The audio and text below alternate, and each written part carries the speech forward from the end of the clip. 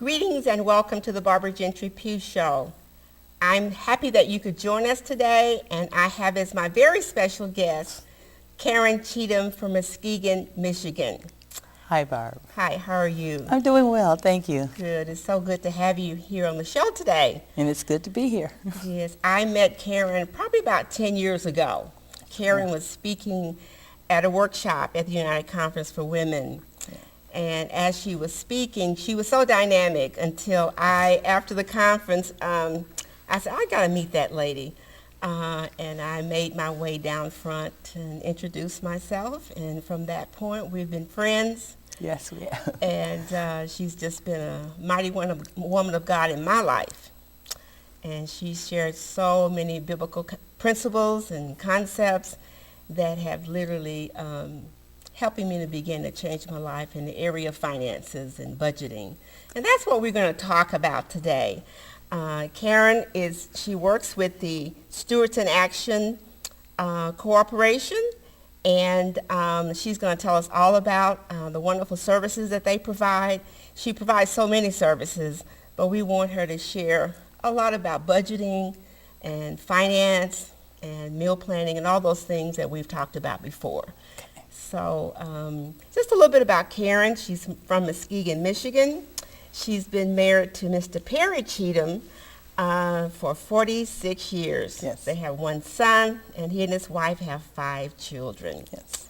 So what a blessing. It is. To have, and from what I hear about Mr. Perry, he sounds like a wonderful man. He is the best. He's the best. He's the best. To have a wonderful woman of God. Karen, we've talked many times. You've shared with me about budgeting and finance. And what I know about you is your passion for helping people. In fact, I don't think I've ever met anyone that has the passion. I'm very truthful about that. I don't think I've ever met anyone that has a passion for helping other people. And it really has changed the way I think about what the Word of God says about how we to help others. We'll be a blessing to be a blessing. Right.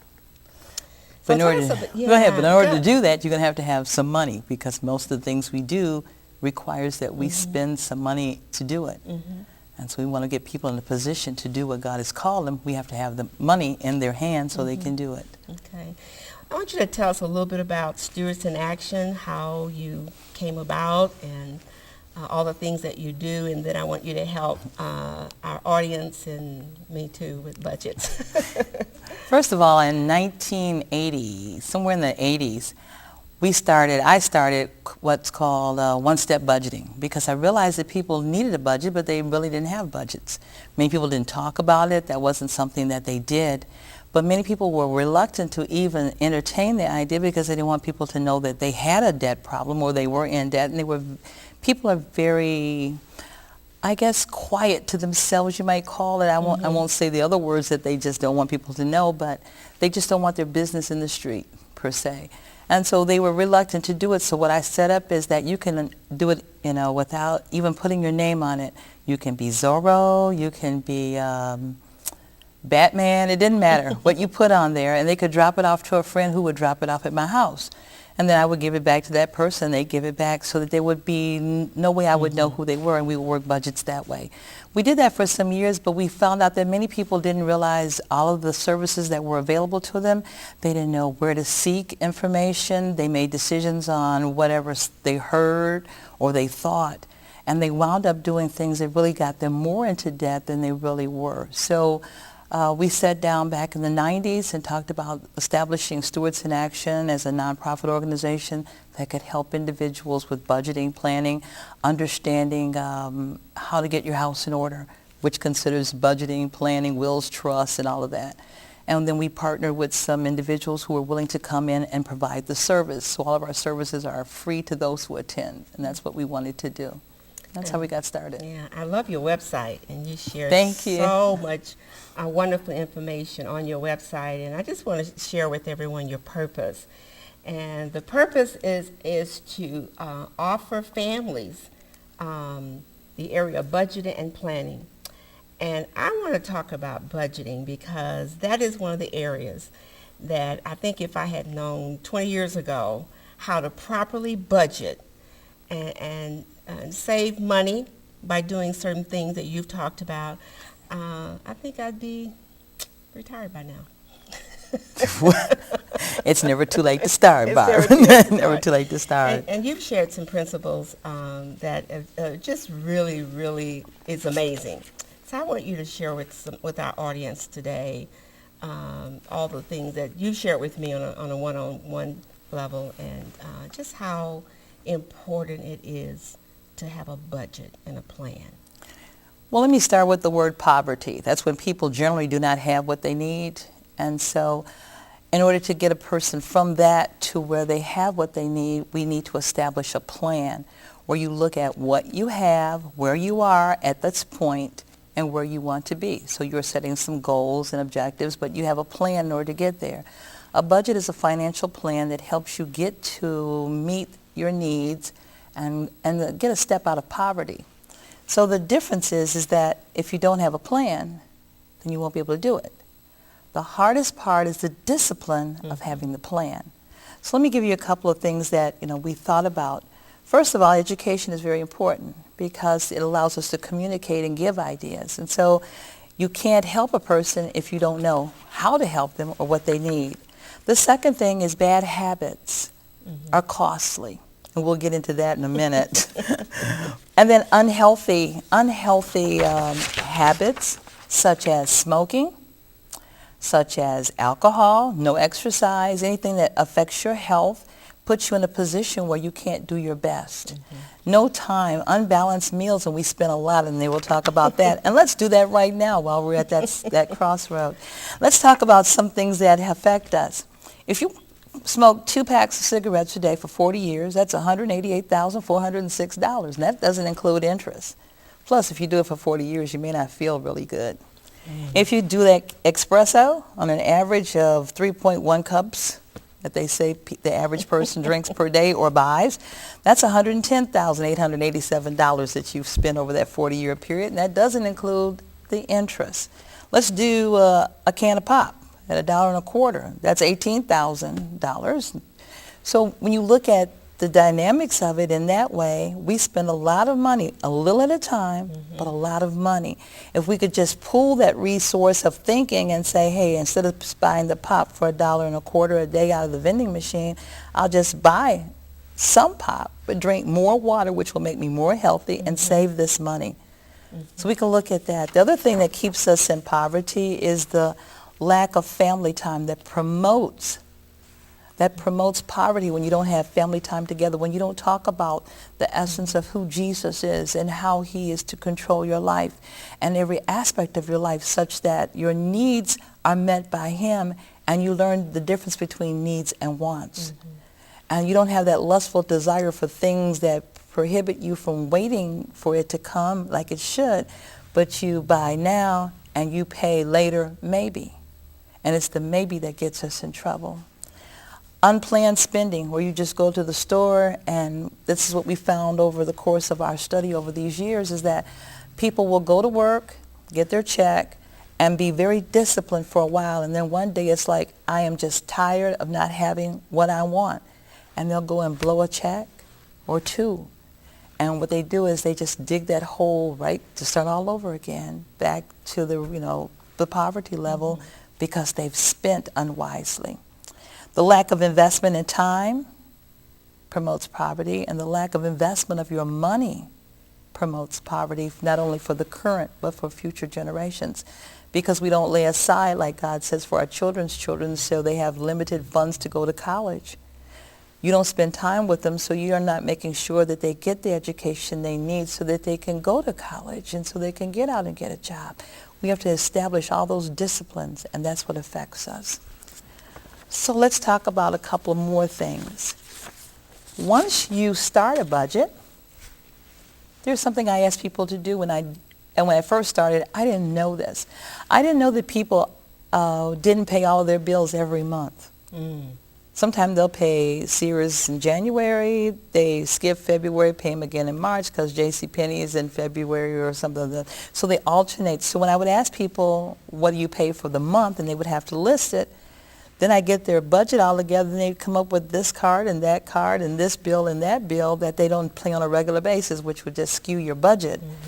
So what I have people do is to find out where you spend and make an assessment of spending for 30 days. You write down every penny you receive that month and where it goes and why. That's usually where the budget stops because of that discipline. Well, I've tried budgets before, and it seems like something always comes up that's not in the budget. Or I'll have some things down that for the month, and then I see a big sale. You know, it's a good buy. It's, you know, I'm saving money by, you know, investing in this sale. And then maybe the next month, an unexpected money that I need to spend pops up. And I believe it's all about discipline, but help me and help the audience in terms of sticking to a budget.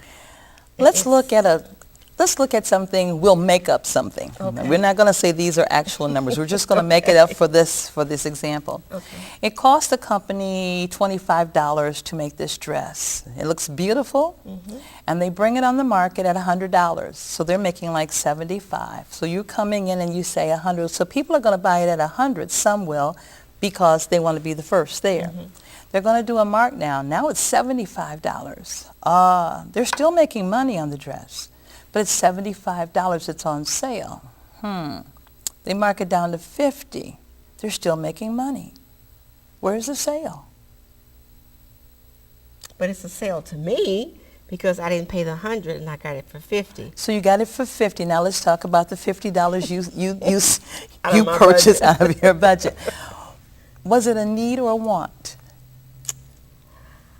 Probably a want. So does that want overshadow the need? If I bought it, It did.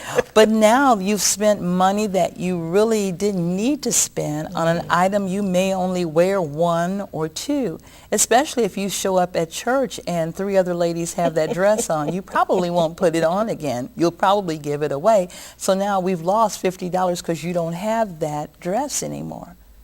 The idea is to look for the sale for things that you need, not for things that you want. okay. And if it's not in my budget, You definitely don't spend it at all. okay. Because if you want to live on more, this is the new saying, you have to learn how to live on less so you'll have more for later. So back to the 30-day spending. When you list everything you spend, doesn't matter what comes up. If you spent the money, you're going to write it down for 30 days. Then we want a list of all of your outstanding debt. We don't want you to make up the debt. We want you to call and make sure these are real balances that we're working with.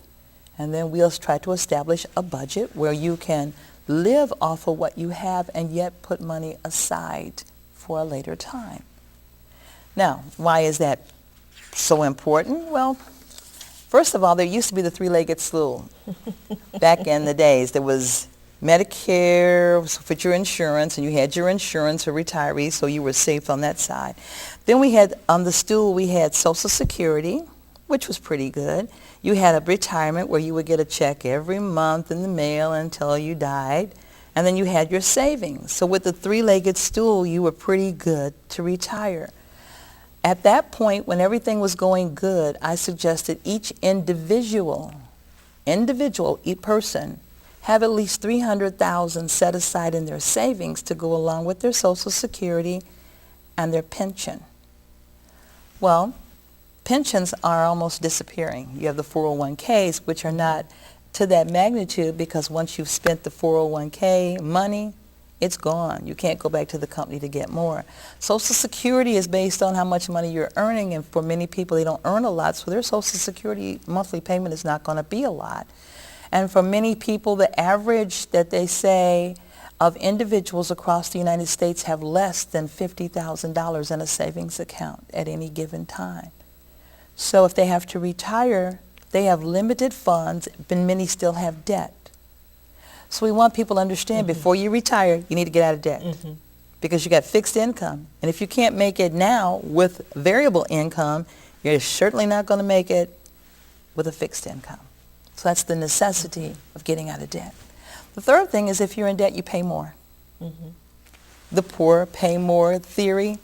If you're in debt, if you had a bad credit score, well, things are going to be higher when you go to get that loan. They're going to charge you more on your interest.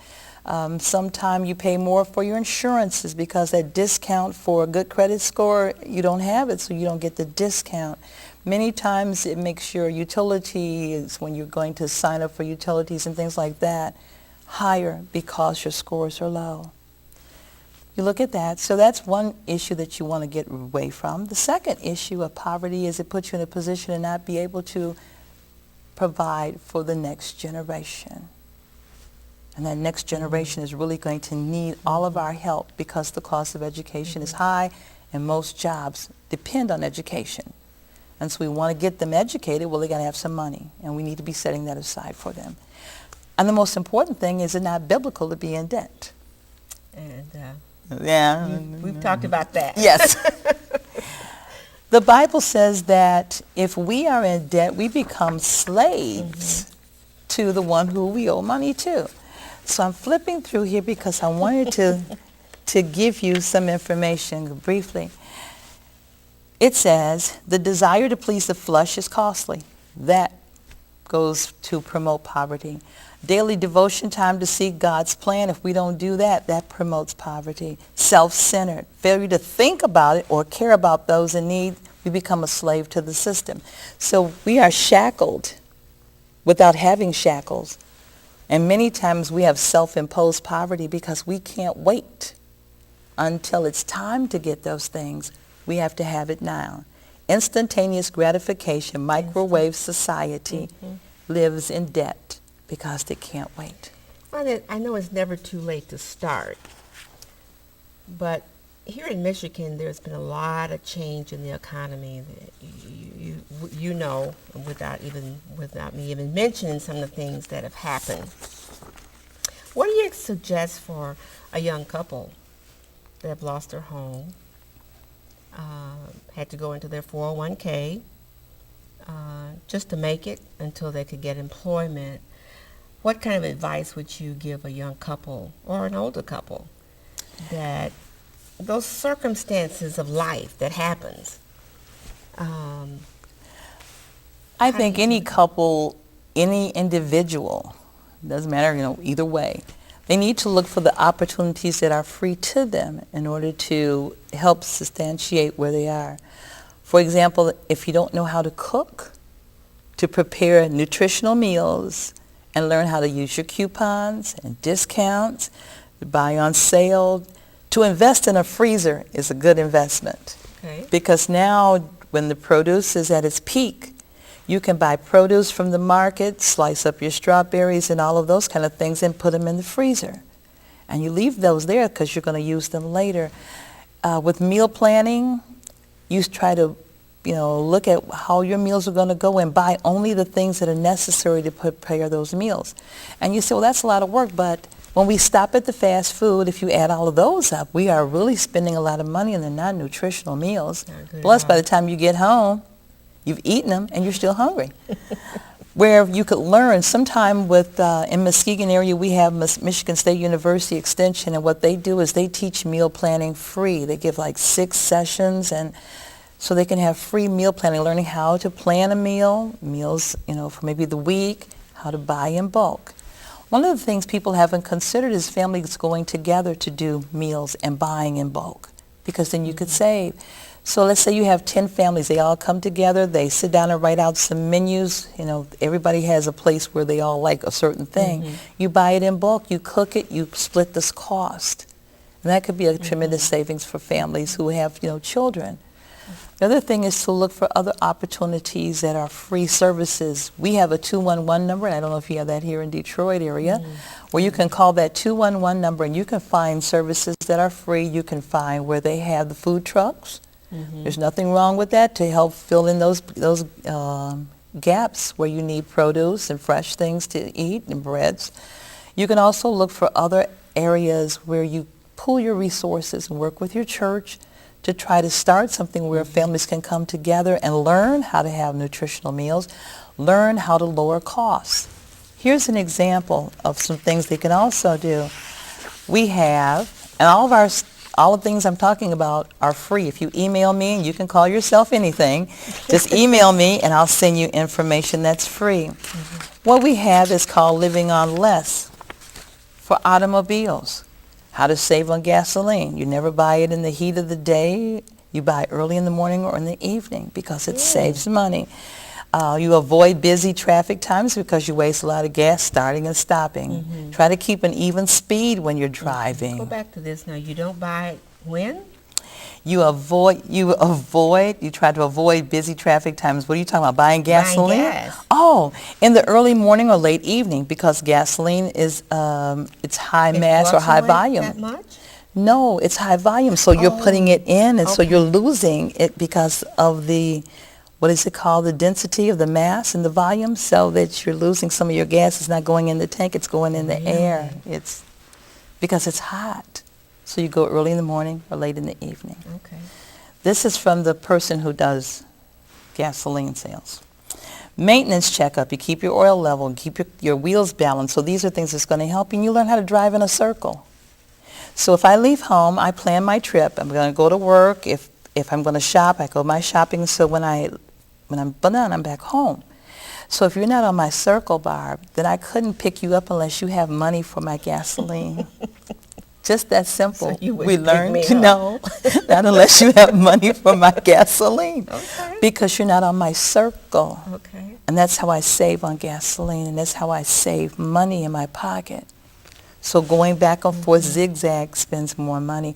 Going even to the fast food drive-up where you sit, you see a long line of cars, you're burning up gasoline, and you're not getting anything for it. So you have to look at that. The next thing we do for saving money for all of these young couples and individuals. See, now that I'm on television, I told you, I will get going.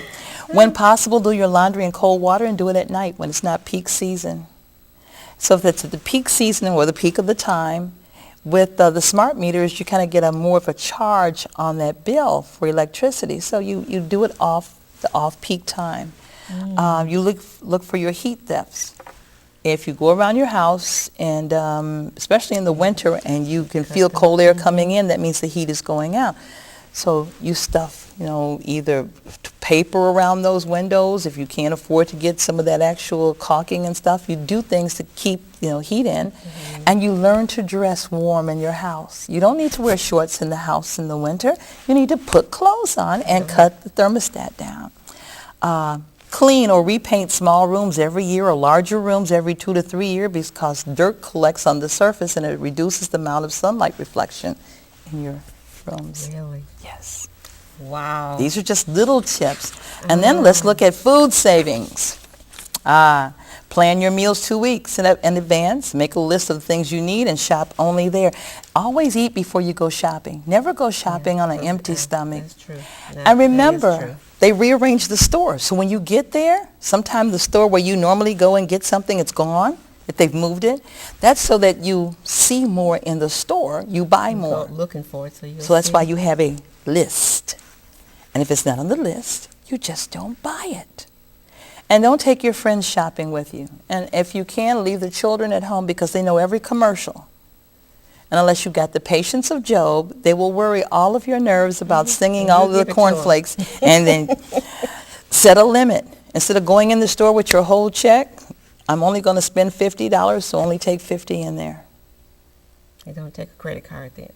No, we don't take. No. I just had to put no that credit. in there. No credit cards. Slide that in there. None. But it's amazing, just in some of the conversations with the young ladies at work. Amazing that young women don't cook. I mean, I don't cook a lot either because I'm by myself, but they spend more. Right. You spend more. Happy Meals aren't happy anymore. They're almost $3. So you have 3 children. That's what, $9, $10, $11 you've spent, and they're hungry by the time you get home. Or you could have taken that and prepared a nutritious meal. And Slum Galley is my best example. Slum Galley? Slum Galley. Okay. My mother made it. It's macaroni and cheese. You boil that, and then you take little bit of ground beef that you cook in the skillet, and it's running all over, and you sprinkle that in there. You have ketchup, you have some peppers, you have seasons, and you stir it all up. It is filling. You almost have meat. You get a big glass of water, and guess what? You're full, and it doesn't cost that much. Wow. The other thing, the last one, planning for peace of mind. This is a free guide that's on the State of Michigan website. And what that does is we use this guide to help people starting to look at planning for,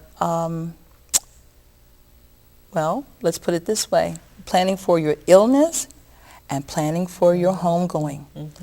What happens is when people don't plan for their homegoing, when something happens to them or they become ill, they can't do for themselves, then the children are left to try to figure all this out. What we do is we have, in here it tells you if you've got a will, what your medications are. Someone should know all about you, and you shouldn't be ashamed to tell it. What illnesses you have, what medications you're on, all should be listed somewhere for someone to have. If I have a will, where is it? If I need a power of attorney, it should be someone that you trust for finance and someone you trust for health. It can be two separate people. If it's health, you should have it with a copy with your doctor's office so they know who to call in case of emergency. If it's financial, you need to have a copy at the bank so when the person goes in, at least they know that this person is responsible to take care of anything for you. That's power of attorney. Powers of attorney. Okay. Now, there's also guardianship and conservatorship that you have with individuals when they no longer can take care of themselves. But all of those things should be thought about now and talked over with legal counsel. But the book here gives you, everything you need to know. all the questions that you can have, so when you go there, you can maximize your time. Karen, the time just flies. I mean, we've spent hours talking. I know. And so it's just the tip of the iceberg. It is. Of the information. So it's so important that we know how to get in touch with you. You do one-on-one consultations, as you said. Yes. They can be anonymous. They can be incognito. That's true. And so let them know again how they can get in touch with you. They and can the services that you provide. They can contact us at go to our website, and all of our information is there. I'm on Facebook. Stewards in Action is there. You can email me at kcheatam@aol.com. Okay. I don't email myself, so I had to think a minute. We also have information. If you write and ask for information, we will make sure that we get it to you to assist you. If you need us to come, as long as we have gasoline, we can drive. All right. Karen, it's just been, we're going to have to do this again. It's Okay. been a joy because it's so much information and some of it is just too valuable. We didn't even get to the calendar. Of course. Selling the 1 cent. So, but our time is up and Let them know that they can ask for the calendar. yes. Email me. Ask for the calendar. Please ask for the calendar. You start with 1 cent and you can end up with $5 million. Yes. Yes. Okay. All right. Thank you again for coming. Thank and you. sharing with our audience. This is the Barbra Gentry-Pugh Show, and we will see you on next time.